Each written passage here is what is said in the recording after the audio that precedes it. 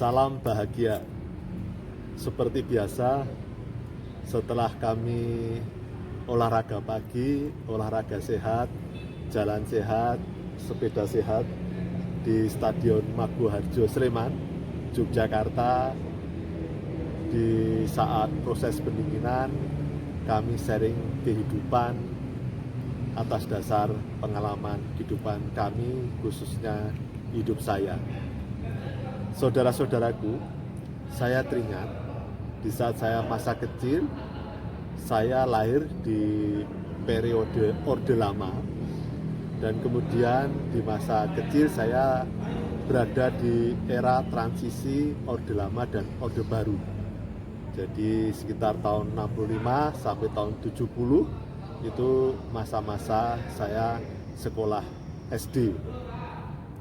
Dan di masa itu kondisi bangsa dan masyarakat, khususnya di area desa dan di kecamatan saya, sungguh masih hidupnya belum kaya, masih dikatakan prasejahtera atau miskin, karena saat itu sepeda pun di kampung kadang-kadang ada yang tidak memiliki sepeda di desa itu.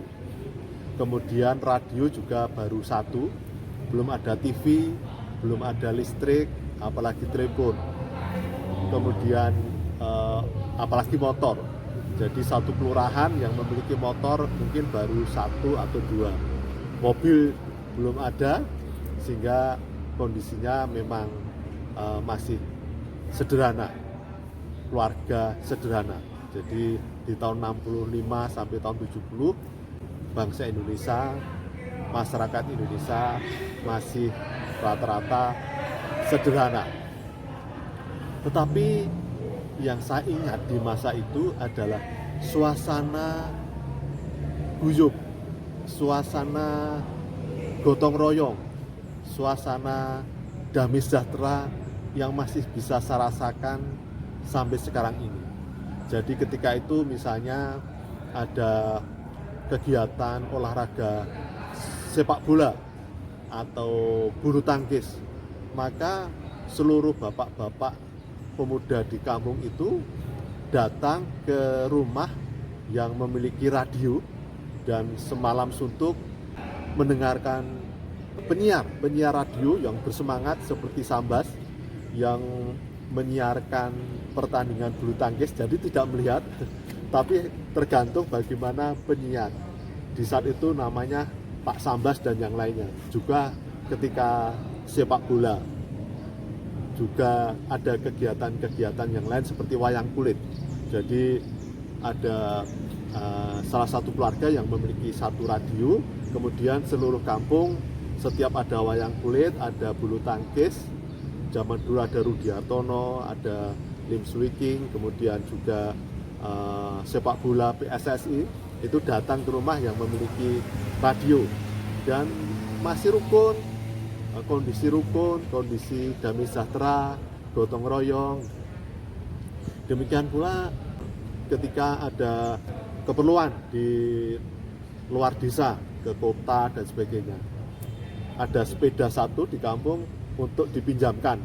Jadi masih sedemikian luar biasanya di masa itu. Kekerabatannya, kegotong royongannya, kekeluargaannya. Dan pada saat itu waktu saya masih SD SMP itu ada pelajaran budi pekerti. Jadi bagaimana dengan pelajaran budi pekerti itu anak-anak dididik untuk bertata krama, untuk sopan santun, untuk menghargai yang tua. Bagaimana kalau kita berbicara dengan lembut, tidak kasar, tidak keras, harus dengan senyuman, dengan tulus hati. Jadi di masa itu anak-anak tidak boleh berteriak-teriak, tidak boleh marah kepada orang tua, tidak boleh menghujat, tidak boleh menghina. Jadi di masa itu saya melihat suasana pembentukan karakter anak-anak sungguh luar biasa saya melihat. Jadi budi pekerti, membangun tata krama, membangun sopan santun yang dapat membangun karakter bangsa. Jadi saya masih teringat itu, sehingga sampai sekarang saya banyak belajar menyerap bagaimana mendidik anak untuk memiliki karakter sopan santun, bertata krama. Jadi bagaimana saat itu orang-orang tua mendidik anak-anak untuk memiliki sopan santun, tata krama, menghargai yang tua, tidak boleh berbicara kasar, juga apalagi menghujat, menghina itu tidak boleh. Jadi saya mendambakan suasana di tahun 65, tahun 70 itu, semoga suasana 65 dan 70 ini di masa sekarang yang semakin peradaban, semakin modern, semakin makmur, namun kiranya karakter bangsa yang memiliki tata krama dan sopan santun, rendah hati, lemah lembut, bicara dengan lemah lembut, dengan suasana damai, tersenyum, itu bisa hadir kembali. Saya sungguh berharap bahwa kehidupan di masa kini yang semakin makmur, semakin maju, Indonesia semakin berkembang, mobil ada di mana-mana, apalagi motor di setiap keluarga punya 2 atau 3, sepeda, bahkan sekarang tidak hanya radio, ada TV, ada internet. Jadi sudah sedemikian maju.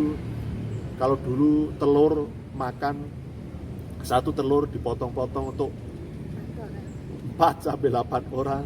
Sekarang anak-anak sudah makan telur kadang sampai bosan, ada daging, semua berlimpah. Semoga kelimpahan materi dan fisik ini juga tetap ditunjang dengan karakter bangsa yang memiliki karakter yang kuat, yang gotong royong, dengan kekerabatan, penuh persaudaraan, dengan kelemah lembutan, dengan senyuman, saling menghargai, tata krama, menghindari kata-kata keras, apalagi kasar, apalagi menghujat dan menghina. Marilah saudara-saudaraku, saat ini kita kembali kepada tata krama, sopan santun, budi pekerti, kelemah lembutan, kerendahan hati, bisa saling menghargai, saling bersaudara, itu terus bisa dijaga dan kembali dipertahankan, dan menghindari dengan kebencian, kedengkian, perselisihan, konflik, bahwa kita bersaudara sebagai saudara sebangsa dan setanah air. Kita menghindari kata-kata keras, kata-kata kasar, kata-kata hinaan, maupun kata-kata hujatan. Marilah kita agar bangsa ini bisa semakin maju. Banyak bangsa-bangsa yang lain yang sudah sampai sudah bisa membangun yang sangat canggih. Jangan sampai kita ketinggalan karena kita konflik di antara bangsa, anak bangsa. Marilah saudara-saudaraku, kita kembali seperti harapan Bapak bangsa di era kemerdekaan, bahwa kita ini Bhinneka Tunggal Ika, kita bisa rukun, damai sebagai saudara untuk membangun bangsa ini. Marilah suasana bangsa ini dapat dipertahankan dengan suasana yang tenang, yang damai, yang lembut, penuh dengan persaudaraan, penuh dengan kekerabatan. Hindari konflik, kebencian, kemarahan, hinaan, dan hujatan. Itu pasti kita bisa. Mari kita jalankan hidup dalam budi pekerti. Salam damai, salam bahagia. Terima kasih.